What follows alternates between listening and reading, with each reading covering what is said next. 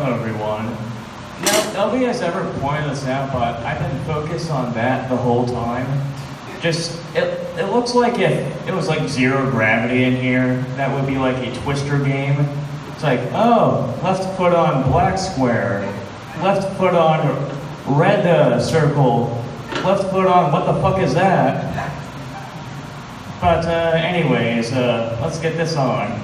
I wear contacts, and one of the worst things about wearing contacts is when you lose your eyeballs. Now, it'll be interesting if inanimate objects were alive. I think that'd be pretty interesting and cool as well. But naming things would be very different if inanimate objects were alive. I can only imagine. You're a planet, Pluto. I'm not a planet. I identify as a dwarf planet. You're a planet, Pluto. I'm not a planet. I identify as a dwarf planet. Fine, you're a dwarf planet, Pluto. I was in the car with my mom one day, and I made an observation to her that the head of the male penis looks a lot like one of those dot candy things.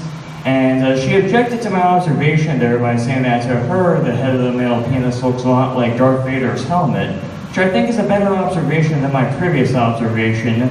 And I would say that observation goes well with the fact that the male genitalia is a reproductive organ, and due to the fact we guys can always go in front of the mirror, wiggle our penis up and down while saying, Luke, Luke, I am your father. This woman, she gave birth to a milk jug one day. Carlos liked that one. But this woman, she gave birth to this milk jug one day, and after she gave birth to it, she started breastfeeding it, and she managed to fill up that milk jug all the way up to the top of her breast milk, which is pretty cool because she doesn't have to go to the store to buy a new milk carton. She can just do that. I was jerking off on the couch one day, and I ended up ejaculating, and due to the position I was in, I shot up in air, and due to that position I was in while sitting on the couch, when I shot up in the air, a part of that cum that I shot up in the air went on my chin and started dangling off my chin.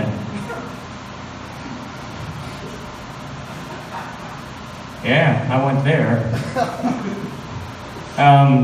It'd be interesting if there was a wandering traveler that came across Jesus up on the cross. I wonder what his response to the sight would be, and I bet his response to the sight would be like this. Jesus Christ, why is that poor young man up on there? But, Bill Hicks had a good point. If Jesus came back, you really think he wants to see a cross?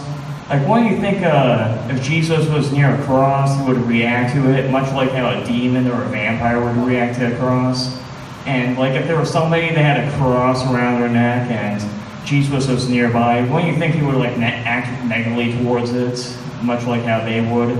And he would be like, the cross, it's hurting me. And that person would think, oh, this must be a demon. So they get out the cross and they point at Jesus and they say, the power of Christ compels you. The power of Christ compels you. Oh, wait.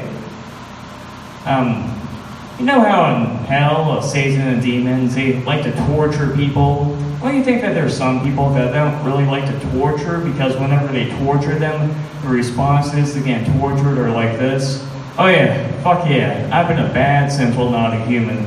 Oh yeah, keep torturing me, you big bad red demon you. Oh yeah, get out that ultimate vibrator that happens to be a chainsaw and shove it at my ass.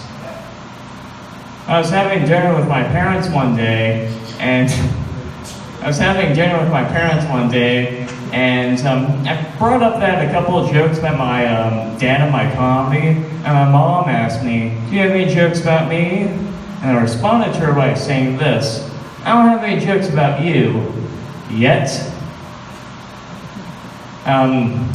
Bulls don't actually hate the color red. They're colorblind, so they can't hate the color red. But wouldn't it be interesting if they did, though?